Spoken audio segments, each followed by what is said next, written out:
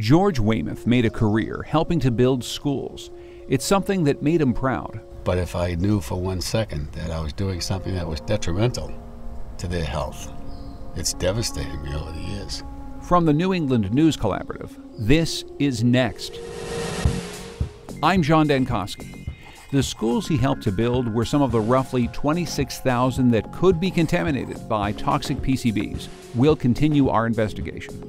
Plus, what happens when climate change pushes on the wildlife in our forests? All species are adjusting their ranges to this new reality. That means they need room to roam. So what are we doing to connect our forested lands? We'll also go deep into a New Hampshire forest that's been the site of a 50-year experiment on everything from acid rain to what happens during an ice storm.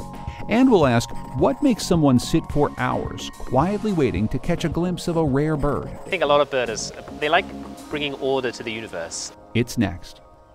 Next is powered by the New England News Collaborative, 8 public media companies coming together to tell the story of a changing region, with support from the Corporation for Public Broadcasting.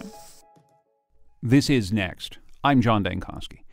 Remember our story about Pittsfield, Massachusetts, the Berkshires town that was the site of a massive General Electric plant, and the Housatonic River that was polluted by PCBs from that plant?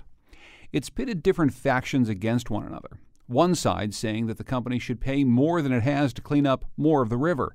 The other side arguing the cleanup could cause even more environmental damage. GE made billions in the transformer business. And we're saying, you know what, you owe it to us. Instead of packing the station wagon, which they've done, it's kind of like you owe it to us to come back to Berkshire County and clean this stuff up. It would be devastating. And this whole section is proposed to have 1 to 2 feet of the river bottom completely removed. So every place you see right here would be gone. But there is one thing that both sides agree on in Pittsfield: toxic polychlorinated biphenyls, banned in the U.S. since 1979 and known to cause a host of health problems, did get from the plant into the water and soil over the course of decades. Now the arguments are over how to clean up the mess. But in many other places where PCBs were used, it's not that simple, because there's no mandate to even test for the toxin, even in places where it could likely be affecting children. A new report shows that some 26,000 schools nationwide could be contaminated with the substance, which was widely used in caulk around windows and in lighting fixtures. This means some 14 million students could be affected, and the price tag to fix the problem? At least $52 billion. Last year, after reporting from WNPR in Connecticut showed that 2/3 of state schools could be contaminated and that more than 100 schools had tested positive, Senator Chris Murphy sounded an alarm. This is a very scary issue to parents, and there seems to be a lack of really good information from the federal government. And just this month, a report from his Senate colleague in Massachusetts, Ed Markey, called for Congress to immediately address the issue, citing weaknesses in the federal regulations. Schools do not test for PCB hazards and are not required to do so. And when PCB contamination is found, no one has to report it to the EPA. Until we require testing, until we really start digging into the problem, I think we're not going to know exactly what the scope is and what the potential cost is. That's Melanie Benish. She's with the Environmental Working Group. They put out their own study on the problem this year, which included a map of states and how they report on PCBs in schools. For example, we have a law that requires schools to test for asbestos, to have management plans in place for asbestos, and to have that information readily available to parents so that parents know what, if their school has asbestos, and how the school is taking steps to manage that risk. We also know that PCBs are dangerous chemicals. They were the only chemical that was actually named in the Toxic Substances Control Act in 1976 that was required to immediately be regulated under that law. We know it's associated with certain cancers. We know that there are some developmental risks and reproductive risk, and that it may affect IQ. And so this is really not something that we want our kids exposed to. New England has reported far more cases of PCB hazards in schools than any other region. We turn to Robert Herrick. He's from the Chan School of Public Health at Harvard, and his study earlier this year was cited in the report by Senator Markey. He told me how he got started studying the problems of PCBs in schools. I went to a scientific conference in 2003, and I heard some investigators from Finland describe a national project that they were conducting in Finland, whereby they had identified and removed PCBs from schools and apartments and public buildings. And I came back here to Boston, and I called one of my colleagues who I'd been working with around some construction health and safety issues. He's a retired bricklayer. And I asked him if he had ever heard of PCBs and caulking material. And his answer was, "You're damn right I have. I spent 50 years putting them in buildings." And that's how we got started. That bricklayer the doctor mentioned talked to WNPR reporter David DeRoche for his investigation with Reveal from the Center for Investigative Reporting. George Weymouth is a longtime waterproofer. So what he would do is he would mix chemicals, including PCBs, and then use that to seal doors and windows around schools. And he said that it was just the best material out there. Working in the New England area where the winters are pretty harsh, this stuff was really flexible. It was hardy, and he knew that this was the best material they could use. It was a good material. It wasn't hard to work with, no more than it was any other. Only that we used it a lot because it was a good material. So when we put this polysulfide caulking in, man, it was in to stay. These buildings that I've got testing on, some of them are 20 and 30 and 40 years old. And the caulking, it looks great. But the more Weymouth learned about the chemical and the problems it can cause, from cancer to developmental delays, he said he was devastated. But if I was on that building and watched kids going in and out of it, made my day. See young kids going in and out of school, gee, well, so I'm helping to build you a new school or this, that, and the other thing. But if I knew for 1 second that I was doing something that was detrimental to their health, it's devastating me over the years. I asked Dr. Herrick how he got to the number, 26,000 schools. As we got into it, it became apparent that investigators in other countries, in particular Switzerland, had done a national survey, and they found PCBs in about a third to a half of the buildings that were constructed during this time period, the 50s, 60s, and 70s. And so as we dug deeper into it, our findings confirmed that, in fact, they are present at about that level. Yeah, Doctor, as we read this report, there seems to be a lot of information about PCBs in schools here in the New England region. Is that because there are more PCBs at use in schools here, or is there better reporting by state governments and schools, or is it both? Well, there's definitely better reporting. I think the unanswered question there about how common it is in other parts of the country is really driven by the lack of any uniform national policy from EPA that would require people to actually do the testing. And so you tend to see more positive results in New England and New York and Connecticut. But I think that's largely driven by the fact that there's more testing going on here. And if you look at, for example, the findings from the Malibu schools in California, they found very high levels there. So I'm inclined to think that it isn't uniquely a regional problem. When you say there's a lack of any national policy, it is interesting because if PCBs are federally banned as a substance, and they have been since 1979, you would think that there'd be some sort of federal standards of how you should test for them, their presence in buildings, certainly buildings that are built with public funds. Any money that comes from a state or federal government, say, you'd probably want to know whether or not there are PCBs that have been used in that school. Why, Doctor, do you think there isn't a national policy? Well, I think this is one of the great services that Senator Markey's report has given us, is that he's shown a very bright light on the inconsistency within EPA about how they actually conduct the testing. And I think that EPA has actually been engaging in willful ignorance of this issue since the early 90s. And they have no uniform guidance for the regions as to how they should advise the local schools how to conduct the testing, and they have no guidance really about what people should do when they test and find the PCBs. So the question that I always get when I tell people about reporting that, say, David's done on PCBs, or our reporter in New Hampshire, Emily Corrin, has done on PFOA in water, different chemical contaminants that people are concerned about, and certainly concerned about their children being harmed by. Everyone always asks me, Doctor, how dangerous are these things? I mean, what do we know about the real health impacts of PCBs? I've seen them listed as a known human carcinogen or a probable human carcinogen.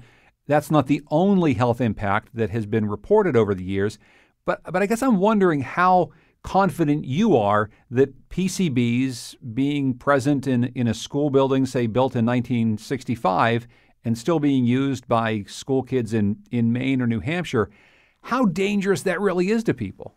Well, I think you're exactly right in observing that the evidence that PCBs are carcinogens is extremely strong, and there's a number of authoritative bodies, including the EPA and the World Health Organization, who've classified them as known human carcinogens. But the evidence that's coming out more recently that suggests, well, actually, it's more than suggestive, it's very conclusive that PCBs are potent endocrine disruptors and developmental toxins, I think is probably of even greater concern in the case of the exposures in schools, because you have this combination of, buildings with kids exposed to these compounds that have been shown to have adverse effects on development of the neurologic system, the reproductive system, the immune system. And so they're clearly the sorts of toxins that you don't want young kids to be exposed to. Let me read from the report. It says, this report demonstrates that children in schools across the country may be unknowingly exposed to cancer-causing PCBs, that there are generally no requirements for schools to do testing or inspections to ensure that such exposures are not occurring, and that even when potential exposures are identified, the manner in which reporting, communication, and remediation of the hazard occurs is inconsistent and often ineffective. David, it sounds to me like a lot of this is a communications problem. It really is a communication problem, and part of it stems from the fact that the EPA allows states to make their own policies around this. Because there's no requirement to test, a lot of things end up actually happening. For one, construction materials that could be contaminated are going to regular landfills. I had this one gentleman who ran a landfill, tested his water for PCBs because under his permit he's obligated to do that, found PCBs, and then he was fined $25,000 for finding PCBs on his property. And the only reason PCBs were there that somebody brought PCB waste to him and didn't tell him that's what it was. So let's just get this straight. Again, he's fined for having PCBs on his property, right, but he's running a landfill in which other people are bringing contaminated materials which they haven't claimed to be contaminated to him. Right, that's what's happening. And then he mentioned, what's the incentive for other landfill operators to test if they know they're just going to be fined when they find it? So one of the people I spoke with was John Insel, and he's an environmental consultant. I think that, without a mandate to test, I think that the natural response for virtually everyone is not to look at it. Why would you look at it if the regulations don't make you look at it? That's the natural response pretty much anyone would have. If you have to spend $100 on something or you don't, and it's voluntary, you're not going to spend the $100, So literally, even if you think that you might have PCBs in your building, maybe even it's a problem, for many businesses, certainly for many school districts, it's probably in their best financial interest to just keep quiet about it, not test for anything, because testing could bring the real expensive problems. Absolutely, and this is where you have the very classic but painful reality of money versus health. What's the priority? Or is it worth it to spend the money to fix this problem, or is it too expensive? And that's where the health concerns come into play, because we really don't know exactly how dangerous they are. There's plenty of evidence to show that they're bad, but in case of schools being contaminated, it's really hard to pinpoint whether or not it's actually making kids sick. So that's where the policy issues kind of diverge there. Well, the one thing we've been advocating since that first paper we wrote in 2004 is that we really need a national survey to determine just how extensive this contamination is. Because, as you pointed out earlier, we know a lot about what's going on in New England and New York, we know almost nothing about what's going on in other parts of the country. And it's just like any other, question in public health. You really need to know the extent of the problem before you can decide where to prioritize this, in light of all the other things that we need to address. And that's really where I think EPA has failed, is that we've been pushing for them. They have the authority and they frankly have the mandate to do this national survey that would let us make an informed policy decision about this problem. So I would suggest that that's really the first thing that needs to happen. Robert Herrick is from Harvard's T.H. Chan School of Public Health. He co-authored a 2016 study on PCBs in schools. Dr. Herrick, thanks so much for joining us. I appreciate it. Thank you. David DeRoche is a reporter for WNPR in Hartford. He's been reporting about PCBs in schools for WNPR and Reveal from the Center for Investigative Reporting. Thank you, David. Thanks, John. Coming up, an experimental forest and what it's taught us about climate change, bird populations, and the effects of acid rain. It's next.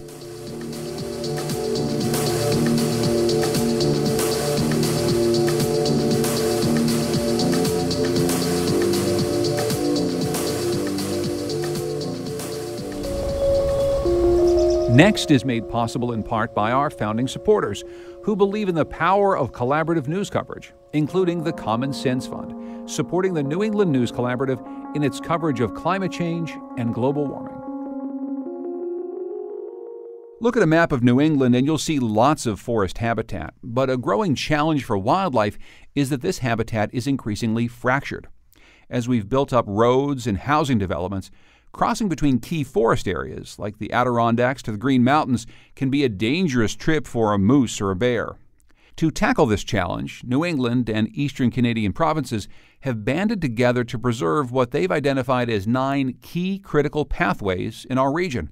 6 out of 9 of those linkage areas happen to fall in the state of Vermont. And as VPR's Kathleen Masterson reports, part of this project involves studying just how animals cross the road. To be clear, these aren't any old road crossings. Conservation biologists are specifically looking to preserve pathways in places that link large forested habitat across the northeastern continent. This bridge on Route 15 in Wolcott, Vermont, could be one tiny piece of keeping a pathway open that connects the Worcester Mountains with Vermont's Northeast Kingdom. Paul Marangelo is a conservation biologist with the Vermont chapter of the Nature Conservancy. He pulls out a statewide map to show just why this spot is a potentially key area for wildlife to cross safely between forested lands. And all the light shades of green that you see here are ways that we think through computer modeling are the most likely places that they're going to be moving based on habitat. These cross roads in certain areas, that's where we're focusing some of this conservation work, because roads are critical barriers. But for animals wandering along the stream bed, bridges are an opportunity to walk right under the highway. Here, if they walk along the Wild Branch, a tributary of the Lamoille River, it goes right under Route 15. So this is a great example. We're right here. We're right in the middle of this green band. There's a big bridge here. It's probably one of the best places on Route 15 where animals can theoretically or potentially walk under the highway. You can tell by the rush of traffic that the road is potentially deterrent for many species. It's noisy, dangerous, and exposed. And indeed, initial data are showing that wildlife avoid roads. But some animals do use culverts and bridges to cross. And biologists wanted to see what characteristics encourage animals to cross a road safely. So they put up cameras in some key areas, including here. We have 4 here right under the bridge. You can see there's 2 up on that bridge pier, about 20 feet in the air, and there's 1 on the opposite side as well. We pick our way down the embankment to look under the bridge. This site is interesting for a number of reasons. We also have a couple of cameras up in habitat away from the road. We have 2 to the south of here. We've seen pictures of moose and bear within about 1,000 feet of this bridge, so we know they're in the vicinity. Yet so far, those animals aren't crossing under this bridge. Marangelo says 2 years' worth of camera photos show that right now mostly raccoons and groundhogs cross here. One reason that moose and bear are avoiding the spot could be the way the bridges are built. You can see under the bridge, one of the reasons why we think this might be an important place is there's a lot of room under here. A lot of it is taken up by the river and these big rocks, which are actually not the best places for wildlife to move. Marangelo is pointing to a slope bolstered by 3-foot-plus boulders. It's called riprap, and it's designed to keep the riverbanks under the bridge abutments from eroding. But it doesn't make for easy walking for hoofed animals like deer or moose. The Vermont Agency of Transportation's new standard is when bridges are built to actually fill in the boulders with dirt and grass so animals can pick a path more easily. Little details like this are already showing promise in other areas. Since dirt was filled in under I-89 in Waterbury, many deer are captured on camera using the crossing. That's part of the camera project's goal, to see where animals are crossing, what size bridges and culverts do they use, and going forward, what textures and other characteristics lend themselves to animals crossing. For instance, do they like to walk on rocks or dirt or grass? So that either individual animals or generations over time can move so that sort of smaller populations are mingling with each other so that there's more genetic diversity. That's really critical for the long-term viability and health of wildlife populations. That's Phil Huffman, also with the Nature Conservancy in Vermont. Their work is largely funded by the Agency of Transportation. So far, there are wildlife cameras at 23 sites in Vermont. Other states, including Massachusetts, New Hampshire, and Maine, as well as several eastern Canadian provinces, have also done wildlife camera projects as part of the Staying Connected initiative. Jens Hilke is a biologist with the Vermont Fish and Wildlife. He says keeping forest habitat linked is increasingly important. In the world of a changing climate, wildlife and all species are adjusting their ranges to this new reality. So that movement potential between these large core habitats becomes even more important. The Vermont Agency of Transportation has already changed certain infrastructure standards.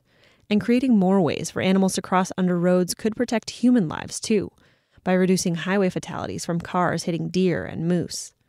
That's Kathleen Masterson from Vermont Public Radio reporting.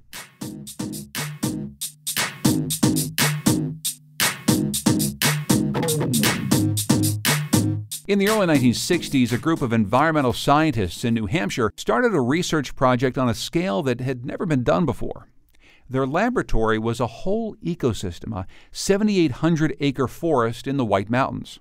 The 9 distinct watersheds in that forest would allow for comparison studies, and the length of the study would help to chart the natural and man-made changes that happen in a forest ecosystem. One of their first observations, the high acidity of the water in forest streams, led to awareness of acid rain and the eventual amendment of the Clean Air Act in 1990. More than 50 years later, researchers at Hubbard Brook are documenting the effects of climate change, the decline in bird populations, and a lot more. Gene Likens is co-founder of the Hubbard Brook Ecosystem Study. He's also co-author of a book called Hubbard Brook, The Story of a Forest Ecosystem, which came out in May of this year. Gene Likens, welcome to Next. Thank you. I'm delighted to be here. Could you start by painting a picture, if you would? Tell us what Hubbard Brook looks like. Oh, Hubbard Brook is one of the most beautiful places on earth, in my opinion. It's in the White Mountains of New Hampshire. It's a forested region of deciduous forest, beech, birch, and maple. And then Hubbard Brook itself is drained by a large river, but in New England we call them brooks, I guess, so it's called Hubbard Brook. And it's just a wonderful place. There are no ticks, there's no poison ivy, there's no poisonous snakes, and I've always said I can't believe somebody pays me to work there.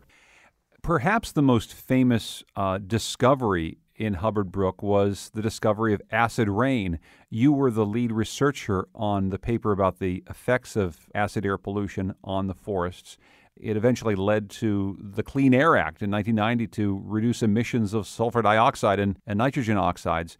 Maybe you can talk a bit about that discovery and how influential you believe what you found there at Hubbard Brook was to some of the legal changes we saw and the new national consciousness about the problems of acid rain. Well, the very first sample of rain that we collected and measured its chemistry had an acidity that was about 100 times more acid than we expected. Then we continued to collect samples, and they continued to be very acid. That first sample was in the summer of 1963, and we didn't publish the paper on acid rain. We didn't publish that paper until 1972 because we had to try to understand how long maybe the rain and snow had been acid. Where was that acidity coming from? Was it causing any damage? Was it unusual? It turned out that the acidity was coming primarily from power plants in the Midwestern United States that were emitting large amounts of sulfur dioxide and some nitrogen oxides. And in the atmosphere, those oxides were converted to two of our strongest acids, sulfuric acid and nitric acid, and then they were falling to the landscape and causing the ecological effects. And I led a small team in 1983 to President Reagan and the full cabinet to talk about the acid rain problem and what might be done about it. But the response was, well, we'll study it for 10 years and then we'll know enough and we can make intelligent decisions. And given that study, do you think that we made intelligent decisions in the wake of the research that you did and the case that you made for acid rain being a problem we need to deal with? Well, that led ultimately to the 1990 Clean Air Act amendments, which you referred to, and that was signed by George H. Bush in 1990. And it resulted in the continuation of the reduction in sulfur dioxide emissions, so that currently in the United States, the emissions are reduced by about 80%, and so is the acidity. The acidity of rain and snow is about 80% less than it was in 1970 or early 70s when it was at its peak, and that's a real success story.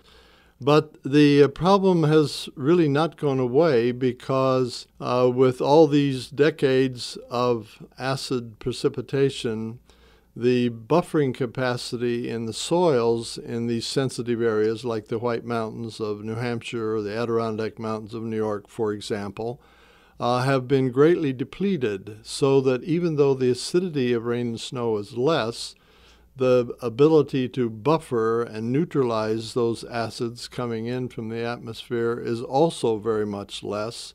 And so the problem still continues and in some ways is worse than it was before because we have so depleted the neutralizing capacity of the system.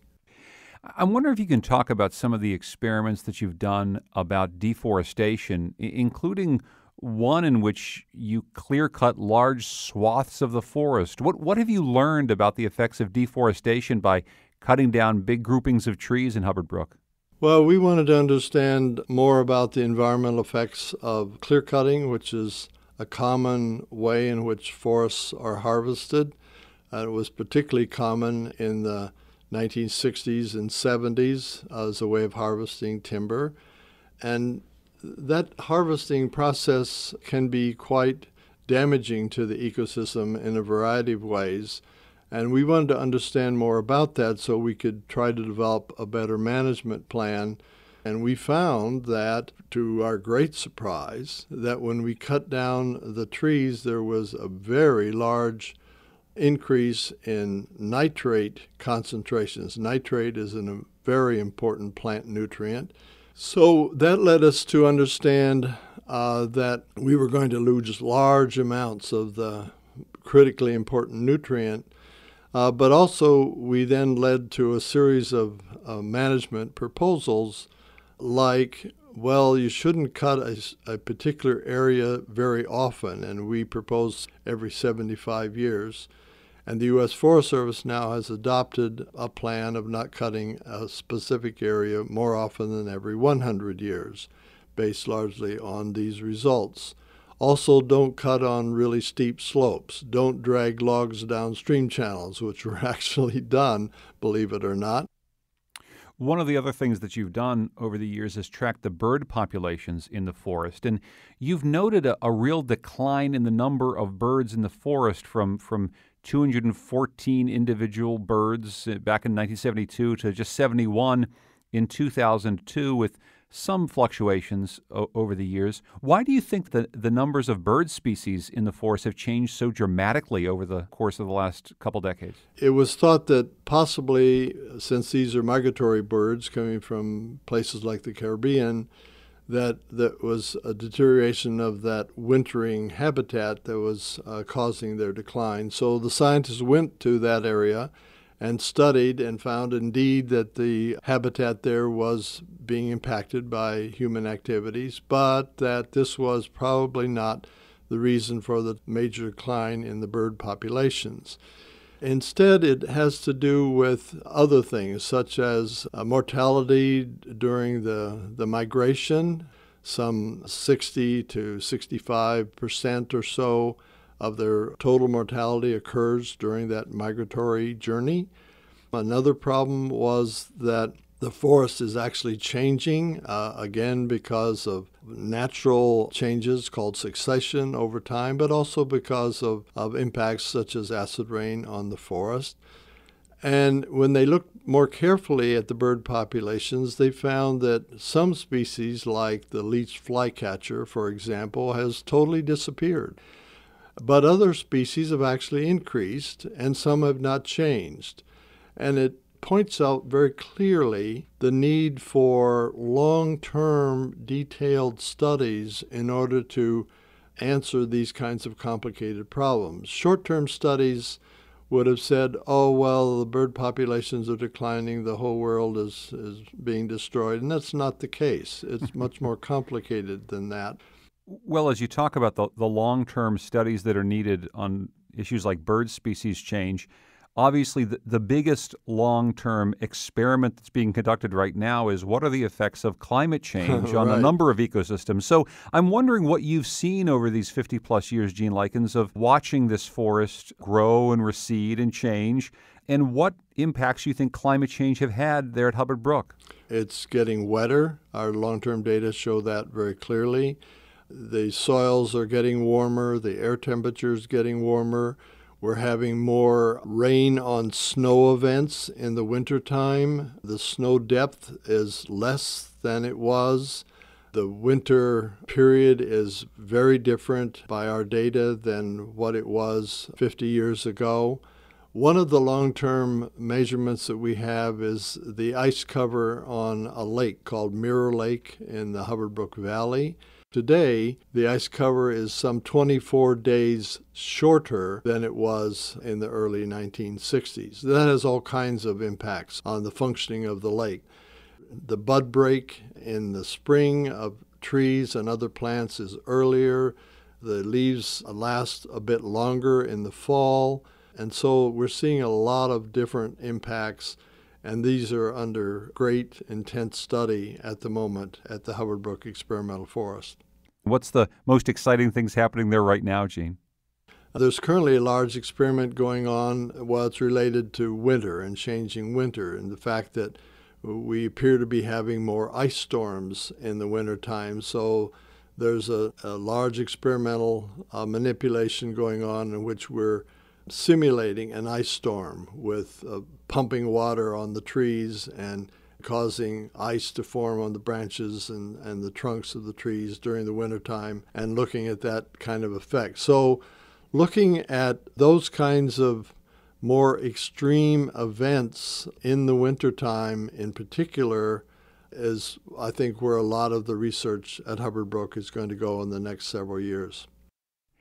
A last thing for you, Gene. I know that at the end of your book, you kind of guess at what this forest might look like some years into the future. I know that you've been working there for 50 years. What do you think Hubbard Brook's going to be like 50 years or so from now? Yeah, I'm really interested in this. The opening of the book is called The Prologue. We invite you to step into the forest today and let your senses take over. You know, what do you see? What do you smell? What do you hear? What do you feel? And then, as you suggest, the final part invites you to step into the forest in 2065, 50 years from now. Obviously, we don't know, but my personal opinion is that there's going to be many changes. For example, I mentioned that there are no poisonous snakes or poison ivy or ticks. We predict that there will be poison ivy and ticks and other invasive species in the forest in 2065. We expect technology to be much more prominent. The data will be collected by drones flying overhead rather than us scientists walking around on the forest floor. That makes me kind of sad, but because I love being out in the forest. We suggest that the sugar maples will be gone because of climate change, but that the Forest Service has planted some GM sugar maples, and the rumor has it that maple syrup from those sugar maples isn't quite as good as it used to be from the natural sugar maples. But, and not to be pessimistic because I try very hard to be optimistic, I don't think we went far enough. I think we were too cautious. If you think about the changes that have occurred in the previous 50 years, I think the changes that will occur in the next 50 years are going to be quite large. And I think it's very important to have long-term studies like we've had at Hubbard Brook to not only document those changes, but understand what those changes mean to not only the systems where they are occurring, but to us humans that depend upon those systems. Gene Likens, thanks so much for taking us on a tour of this forest that you obviously love so much and you've been working with so closely for such a long time. Thank you again for joining us. Thank you. I do love the forest, and thank you very much for having me on. Appreciate it. Gene Likens' book is Hubbard Brook, The Story of a Forest Ecosystem, and it's published by Yale University Press. If you'd like to visit Hubbard Brook yourself, it's open to the public. If you'd like a slideshow of images and directions to the forest, just head to nextnewengland.org. Coming up, the patient sport of birding. It's next. Next is made possible in part by our founding supporters, who believe in the power of collaborative news coverage, including the Melville Charitable Trust, supporting the New England News Collaborative in its coverage of housing and homelessness.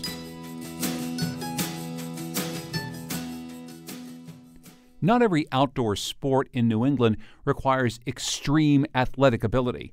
Some just require a lot of patience. Our next story comes from the podcast Outside In at New Hampshire Public Radio, where host Sam Evans-Brown delves into the subculture of extreme bird watching. In 2013, Neil Hayward was depressed. He had just left the biotech company that he had helped to start, but got kind of bored with, and he was getting over the end of a very serious relationship.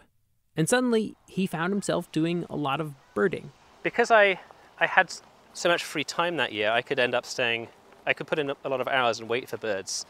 And that always paid off. I waited for 8 hours for a hummingbird in southeast Arizona. And just as the sun was setting, this bird came in. And I'd been sitting outside through 2 thunderstorms and rain, and was about to give up, and it was just the end of a great day.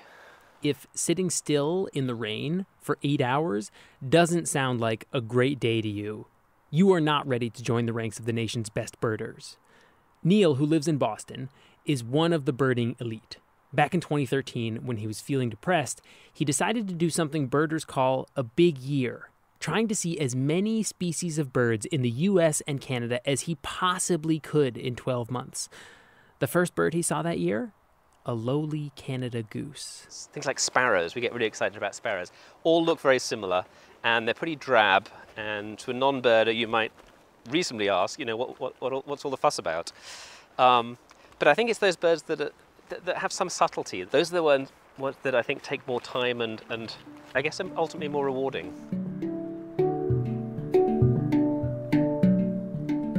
So let's just start with, why birds?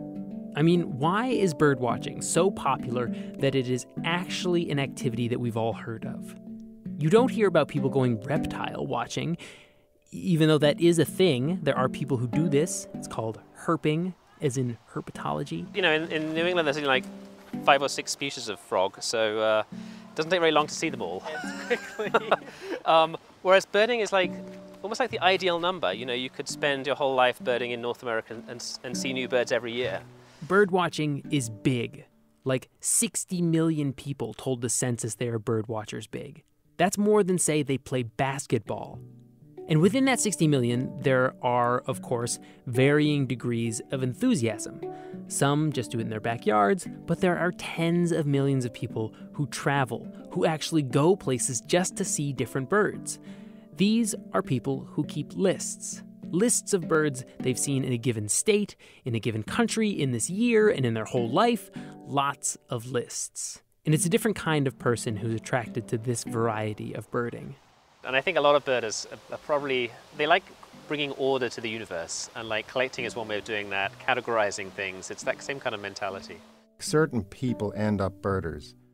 That was Eric Masterson. He's our go-to guide to birding culture. He works for the Harris Center for Conservation Education here in New Hampshire. I've seen characteristics and character traits prevalent amongst a lot of the birders that I know. You throw in a little bit of anxiety, throw in a little bit of obsessive compulsion, throw in a little bit of overachievement. I don't know, maybe my next career is going to be some sort of psychoanalytic, take a master's in psychoanalysis and figure out what it is that drives birders. But I'm actually serious. I think there's something to that.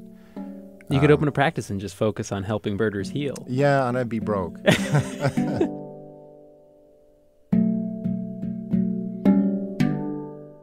So let me tell you how the extreme variety of elite birding works. Birds are on the wing, on the move. You never know what you'll see. Who knows? Maybe it'll be something from the other side of the Atlantic that blew its way over here in a storm. When a bird shows up outside of its typical range, birders notice. Now, this doesn't have to be a rare bird. It could be the most common bird ever. We could be talking about a robin, but if it shows up somewhere it's not supposed to be, suddenly it's a rarity. They call this a vagrant, and word starts to spread. Pagers start ringing, texts go out. Email list servers start to light up, blogs are updated. Instant communication. It doesn't matter what time of day, it doesn't matter what day of the week, birders drop everything. And you're talking about lying to the boss to take a sick day, which, it's people do. Eric remembers 2 instances of this happening that were kind of extreme. Once in Ireland, when a rather common American bird showed up. There were jets that were chartered from as far away as Geneva for this thing, and privately chartered jets. Privately chartered jets. Get a few people to get together to privately charter a flight. This bird generated for that local economy in the order of several €100,000. And this is not a European phenomenon. Earlier this year in New Hampshire, someone spotted a European redwing. Again, in Europe, this is a pretty common bird. More than 500 birders from all over the country dropped everything to fly here. Now, you picture Hollis High School. Hollis High School, right? And it was actually, we're in an era where if you have 500 middle-aged men with optics descending on a high school, it kind of rings alarm bells.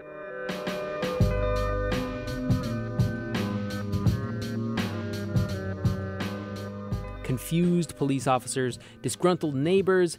This is what extreme birdwatching looks like. And this is the game that Neil Hayward decided he was going to play. For an entire year, he was glued to birding forums and listservs, waiting for rare bird alerts and chasing them whenever they arrived. Just as an example of the kind of behavior this leads to, once Neil heard that a blue-footed booby, which is normally a Mexican bird, had just landed in New Mexico. And I flew to Dallas. When I got on the plane in Boston, the bird was still being seen. Numerous reports, lots of birders very happy. And I got to Dallas at midnight and turned my phone on and had a text message from a local birder saying that the bird had gone into rehab. It was emaciated, it wasn't eating. Even if Neil had been able to get in to see the bird, which he probably could not have, captive birds don't count. They have to be wild. So I had to get back on the plane that night, 4 o'clock in the morning, flew back to Boston. So obviously a upsetting trip, but obviously more upsetting for the booby.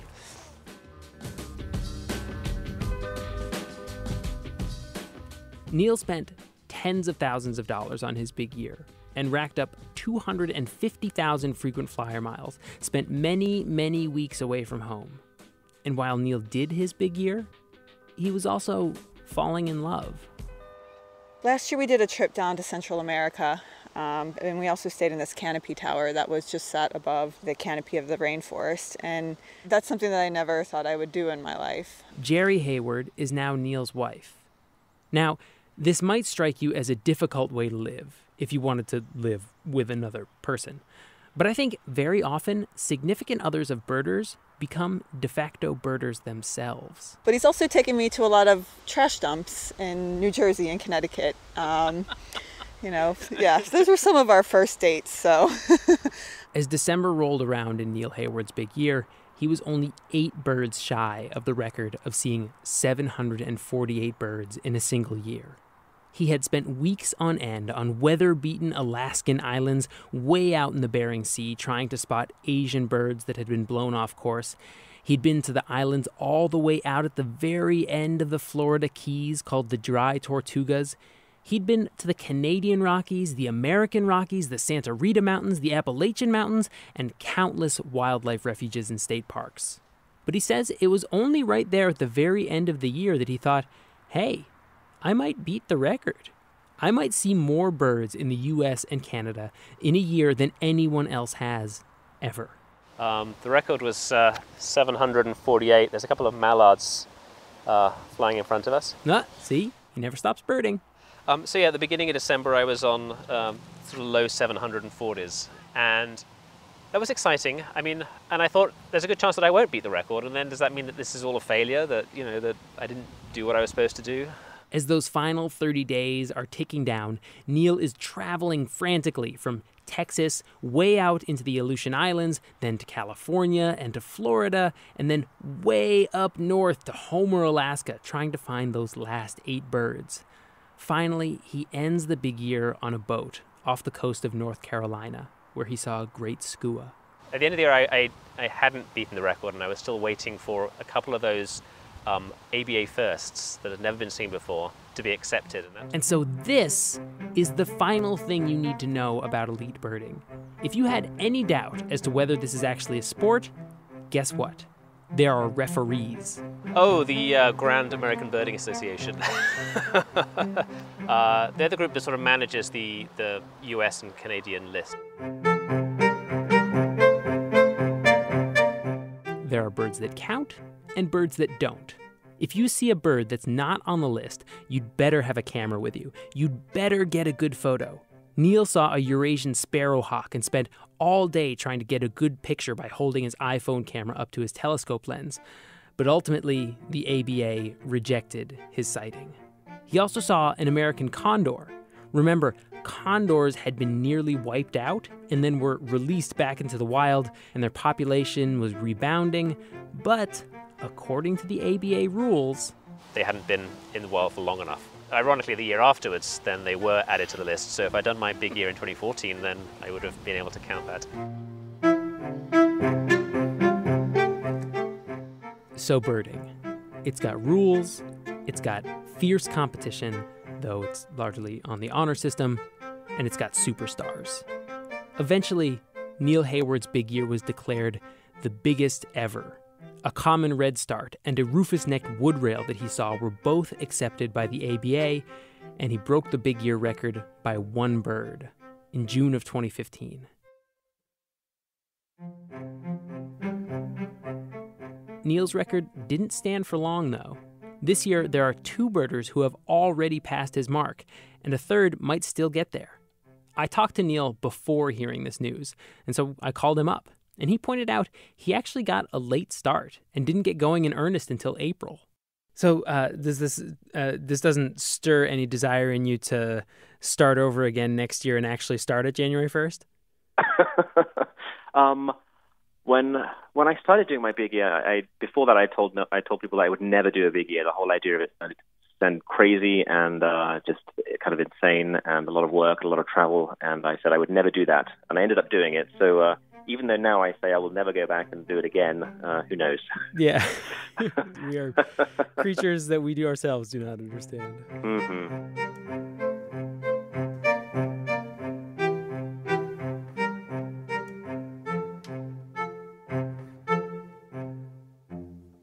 If you want to hear more stories about crazy birding, Neil Hayward wrote a book about his big year. It's called Lost Among the Birds. Between its covers, you'll find much more about the odd and wonderful culture of birding. And hey, you might learn some things about individual birds, too.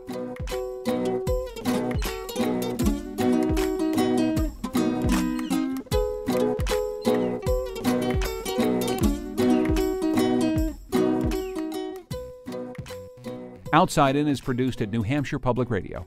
You can find more fascinating stories about the outdoors at OutsideInRadio.org.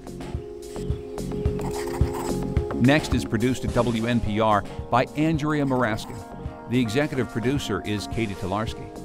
Our digital editor is Heather Brandon. Production help this week from Noah Levitt. Our theme music is by composer Todd Merrill. If you'd like to hear more of his music, go to toddmerrill.com. I'd also like to thank Goodnight Blue Moon for their song, New England. The New England News Collaborative is funded in part by the Corporation for Public Broadcasting and powered by WBUR Boston, Vermont Public Radio, New Hampshire Public Radio, Maine Public Radio, Rhode Island Public Radio, WSHU Public Radio Group, New England Public Radio, and WNPR.